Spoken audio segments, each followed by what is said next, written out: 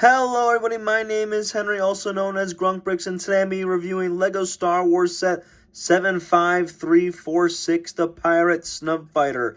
It has 285 pieces and a release in 2023. It is a little bit late for a review, but better late than never. I got this set for half off, $17.50.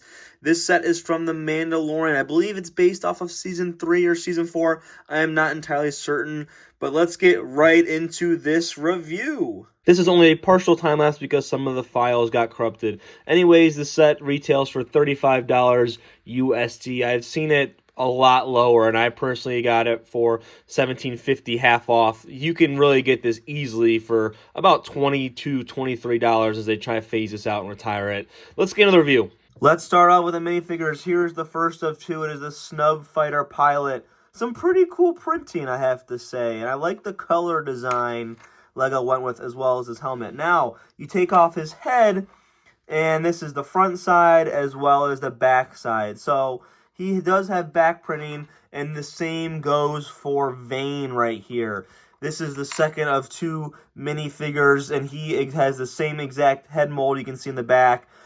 But he has this little top part where it's like his bandana and all that. I don't even know what you would call that. But he has a larger sword, and his torso printing is different.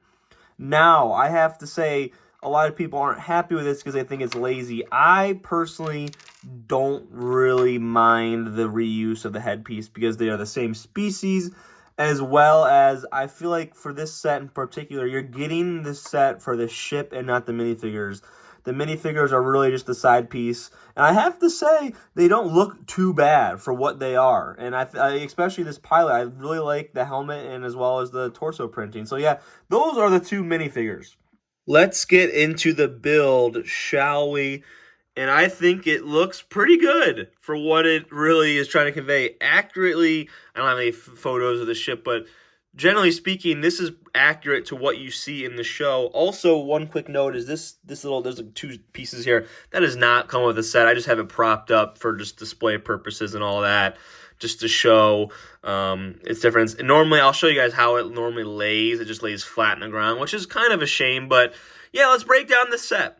So this is how it lays. You can just see it is flat on the ground, which is probably one of my pet peeves with this set personally. I just don't know why LEGO didn't include any landing gear for it, because having it slide around is not the most enjoyable thing, especially when you're paying retail $30 for it. Let's get into some more details. Starting from the front and working our way back, there are a couple stickers throughout this set. There are two in the back as well as two in the front here. I wish, always wish there's, some printing, but a wish is a wish. In the front, there's these guns that, look pretty cool for what they are. They stick out and extend. I really like the look of these. And then the play feature is on the bottom with the stub shooters as they correspond with the weapons. I personally like how these stud shooters look on this set. I really don't mind having the play feature, especially because LEGO is, in the end, meant for kids, especially this set. Going throughout now to the cockpit, I really like the side grilling. Just one little note, I think it has some good depth on this side. The cockpit, you open up, it's a tinted windscreen. In the cockpit, then there is just a printed, might I say, a printed cockpit, as well as a pretty bland interior, but it does the job having that tinted windscreen. It really helps kind of hide that bland interior. Now, working our way to the back, and also one note, I really love these flat silver roller skate pieces they incorporated throughout this build. And I'm going to talk about the building experience a lot in a second after this clip, because it was really enjoyable, just to, hint that. And on the side, it looks really good as well with this, little greebling. That's all LEGO needed to do to make this look really, really solid. In the back, there are three thrusters. Pretty simple there. Nothing too much. I wish they kind of incorporated a little bit of a wider base kind of with these, because they kind of feel like they stick out a little bit. Now, the final feature, moving to the top, is if you pull this back up here and you look in the middle, there is this little red dot. You can pull this red dot up, and it reveals a little case or a little box. You open that box up, if it would let me. Wow. Okay. If you open the box up, there is a bomb. I don't know exactly what the official terminology is, but that little weapon. There we go. It's that little impulse grenade. I don't even know what the official terminology is for that. But yeah, pretty neat little play feature there. Now let's get into the build. Diving into the build aspect of this set, I was really, really surprised in how enjoyable this set was to build. I have to say, I was really expecting a bland build, especially just with the color palette, and because I always say this, Star Wars sets aren't the most enjoyable, theme to build, but this was really, really awesome. There were some interesting techniques with this grill piece, and they did a really cool job with the greebling as well. I think they managed to make the set super enjoyable. Here's the bottom parts, and it's really sturdy as well, and that's, a big part of this, of Lego. I feel like they used to break all the time, and now every set is just the sturdiest possible. But anyways, the build, I said, okay, it's a bland gray and white starfighter. How fun can this build be? Well, I was surprised, and I was pleasantly surprised. Let's get into my final Grunk score and final thoughts.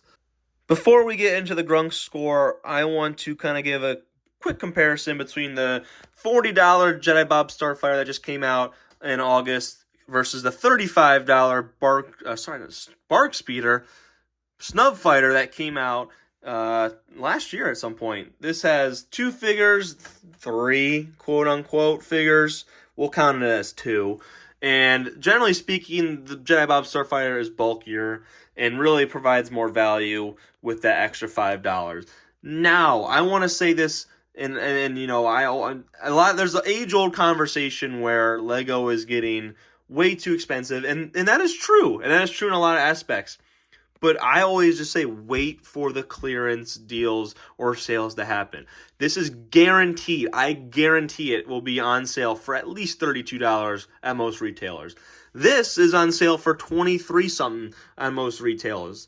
This is the new normal for Lego Star Wars and really Lego as a whole. They have their hardline, retail price, launch price, and retailers around the United States at least are just cutting the prices by, let's say, 33%, 25, 33%. Just wait for the deals to happen. I got this for $17.50, and boy, does this set look a lot more appealing, when it's half off the $35 price point. So keep that in mind when you're really looking at these sets and say, oh, I want to buy them. Just hold off and wait for the deals to come, because they will come. And here is my final Grunk score for Lego Star Wars set 75346, the Pirate Snub Fighter. For building experience, I give it 8 out of 10. It was really surprising, and I promise you guys, you'll be very surprised in how enjoyable this building experience was. For playability, 8 out of 10. This set is tried and true a play set. And that is why for displayability, I'm giving it a 3 out of 10. It does not look good on a shelf. It is, there's no stand, there's no landing gear to, put it above the ground, and you can't really see it that well. Minifigures, 5 out of 10. Meh. A lot of people aren't too happy with these 2 minifigures because they're essentially the same, characters with just a different, torso design. I don't mind them. This set is not, its main focal point is not the minifigures. 5 out of 10. Price and value, 4 out of 10. It's a shame because I'm going off of retail price. As I've mentioned 100 times already in this review, I got this for half off, and that really changes my whole outlook on this set. But when you're looking at it with the retail price of $35, yikes.